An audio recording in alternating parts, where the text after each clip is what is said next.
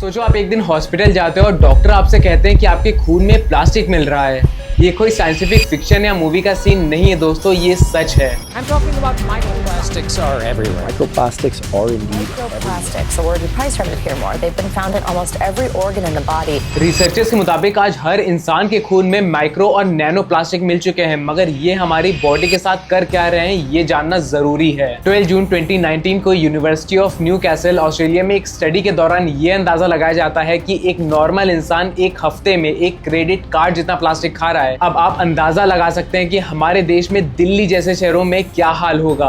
हम और आप तो कितने सालों से प्लास्टिक के साथ जी रहे हैं। क्या लगता है अभी तक हम लोग ने कितने क्रेडिट कार्ड खाए होंगे? इंडिया दुनिया का सबसे बड़ा प्लास्टिक प्रमोटर बन चुका है। यहाँ हर साल 9.3 million ton of plastic generate होता है। हमारी प्राचीन नदियां गंगा और यमुना प्लास्टिक से भरी हुई हैं। इन नदियों में इतना प्लास्टिक जमा हो रहा है कि दुनिया की सबसे ज्यादा पॉल्यूटेड रिवर बन चुकी है।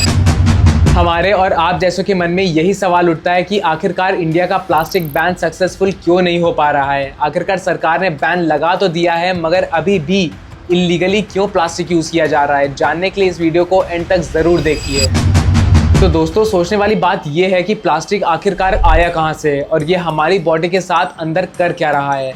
1950 के बाद क्यों दुनिया में प्लास्टिक प्रोडक्शन 230 टाइम्स तक का बढ़ चुका है। इवन आपको जानकर यह हैरानी होगी कि आज तक दुनिया में जितना भी प्लास्टिक बनाया गया उसमें से सिर्फ 9% ही रिसाइकिल हुआ है।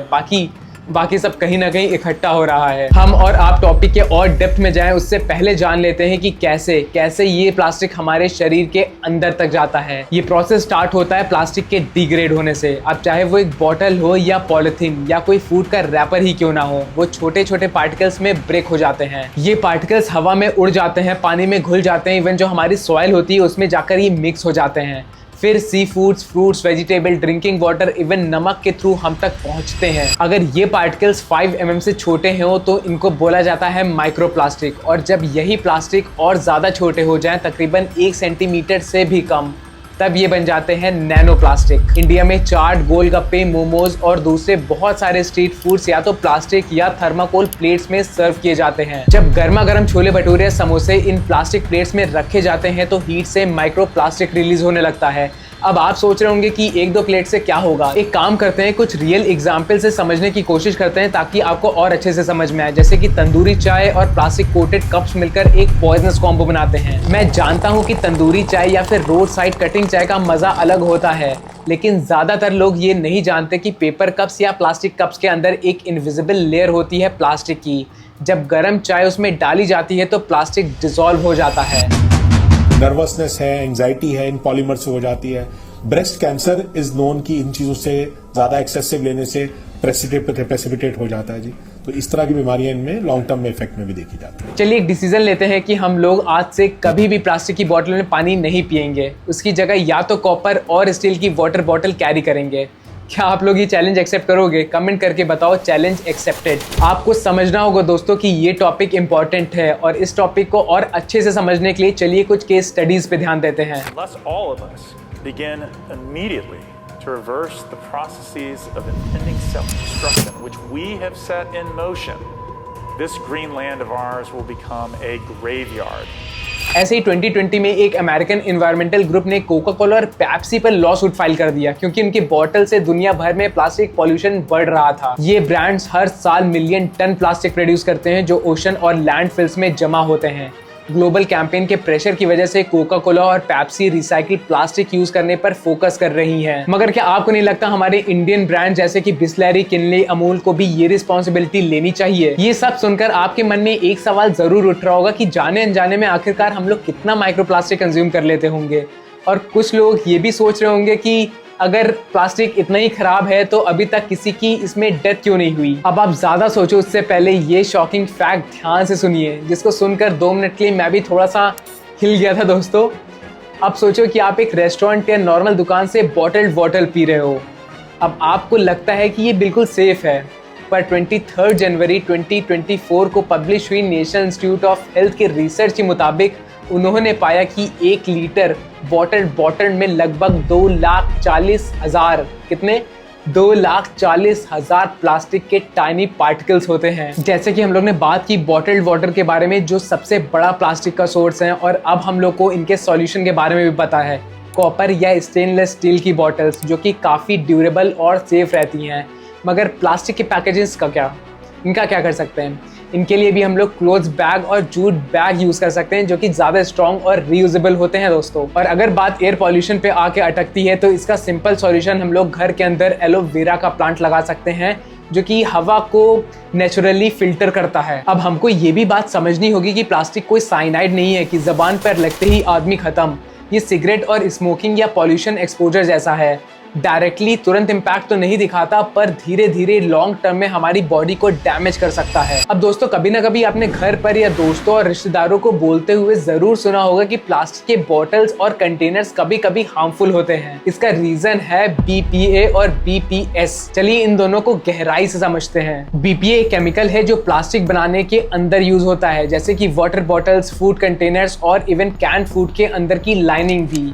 ये हार्मोन डिस्ट्रप्टर है, मतलब ये हमारी बॉडी के अंदर के हार्मोन को डिस्टर्ब कर सकता है। रिसर्च के मुताबिक BPA obesity, diabetes, heart disease और फर्टिलिटी इश्यूज से जुड़ा हो सकता है। इवन BPA को डेंजरस माना गया है, इसलिए कंपनीज ने BPA फ्री प्रोडक्ट बनाना शुरू किया और यहाँ पर एंट्री होती है BPS की दोस्तों। BPS एक रिप्लेसमेंट केमिकल है जो BPA फ्री प्रोडक्ट में यूज होता है। कंपनीज ने BPS इंट्रोड्यूस किया क्योंकि BPA हार्मफुल था, पर प्रॉब्लम यहाँ यही है कि BPS भी उतना ही हार्मफुल हो सकता है। ये वही बात हो गई दोस्तों कि आप एक अनहेल्दी चीज़ को रिप्लेस करने जा रहे हो और उसकी जगह पे आपको दूसरी अनहेल्दी चीज़ मिलती है। ये वही सिचुएशन है BPA और BPS के साथ। हम भारत को सिंगल यूज प्लास्टिक, क्या इससे देश को मुक्ति दिला सकते हैं? अब दोस्तों, ऐसा नहीं है कि किसी भी देश की किसी भी सरकार ने प्लास्टिक के खिलाफ कोई कदम नहीं उठाया, मगर प्लास्टिक कंजम्पशन पर कम रिसर्च होने की वजह से प्लास्टिक बैन या प्लास्टिक रिसाइकिल जैसे मुद्दों पर ज्यादा विरोध या एक्शन लिए गए हैं। जापान का प्लास्टिक वेस्ट का लगभग 84% रिसाइकिल या एनर्जी रिकवरी के लिए यूज होता है। इसमें से कुछ हिस्सा वेस्ट टू एनर्जी प्लांट्स में जलाया जाता है, जहां से और एनर्जी बनाई जा सकती है। अब बात कर लेते हैं हम लोग भारत के बारे में। भारत में जुलाई 2022 को सिंगल यूज प्लास्टिक पर बैन लगाया, जिसमें प्लास्टिक स्ट्रॉज और पॉलिथीन बैग्स शामिल हैं। मगर कुछ चैलेंजेस की वजह से आज भी हम लोग को ये पूरा होता हुआ नहीं दिख रहा है। पहली वजह है सस्ते ऑल्टरनेटिव्स की कमी। स्मॉल बिजनेसेस और स्ट्रीट वेंडर्स के लिए प्लास्टिक का सब्स्टिट्यूट कॉस्टली है। इको फ्रेंडली ऑप्शंस जैसे पेपर बैग्स या बायोडिग्रेडेबल प्लास्टिक हर जगह अवेलेबल नहीं है। पब्लिक और बिजनेस दोनों को न्यू मटेरियल्स अडॉप्ट करने में काफी दिक्कत हो रही है। फिर आता है इम्प्लीमेंटेशन का इशू। गवर्नमेंट ने बैन लगा तो दिया, लेकिन प्रॉपरली इन्फोर्समेंट नहीं हो पा रहा है। अब सोच कर देखिए दोस्तों, हमें लगता है ना कि प्लास्टिक पॉल्यूशन हमारी गलती है, क्योंकि हम ही तो है जो प्लास्टिक यूज कर रहे हैं, बॉटल्स, पैकेट, रैपर, सब कुछ। लेकिन असली बात क्या है?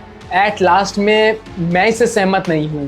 हम ऐसा सोचते हैं क्योंकि बड़ी बड़ी कंपनीज के थ्रू हमको ऐसा फीड किया जा रहा है। जो प्लास्टिक हम यूज़ कर रहे हैं वो कौन बना रहा है? मल्टीनेशनल ब्रांड्स, बड़े बड़े ब्रांड्स ये प्लास्टिक करोड़ों टन में प्रोड्यूस करते हैं, और फिर जब ये प्लास्टिक कहीं ना कहीं जाके पॉल्यूशन का रूप लेते हैं तो यही बड़ी बड़ी कंपनीज हम पे ब्लेम करती हैं। हमें ये कंपनीज बोलती हैं कि आप रिस्पॉन्सिबल कस्टमर बनो, प्लास्टिक को रिसाइकिल करो, रीयूज करो और ज़्यादा से ज़्यादा कॉन्शियस रहो। मतलब जो प्रॉब्लम उन्होंने क्रिएट की है उसका सॉल्यूशन भी वो हम ही से एक्सपेक्ट करते हैं। पर भाई असली सॉल्यूशन है क्या? अगर ये कंपनीज प्लास्टिक का प्रोडक्शन ही कम कर दें या कोई अल्टरनेटिव निकाले जो उस प्रॉब्लम को खत्म कर सके तो अच्छा होगा, पर वो कंपनीज ऐसा नहीं करेंगी क्योंकि उनको प्रॉफिट चाहिए। प्लास्टिक चीप है, लाइट वेट है और इनके लिए कन्वीनियंट है। दोस्तों, ये सिगरेट स्मोकिंग के बैन जैसा ही है। साइन बोर्ड हर जगह लगा है पर लोग अभी भी स्मोक करते हैं। पब्लिक को रियल एक्शन लेना पड़ेगा, सिर्फ गवर्नमेंट की उम्मीद से हम बैठे नहीं रह सकते।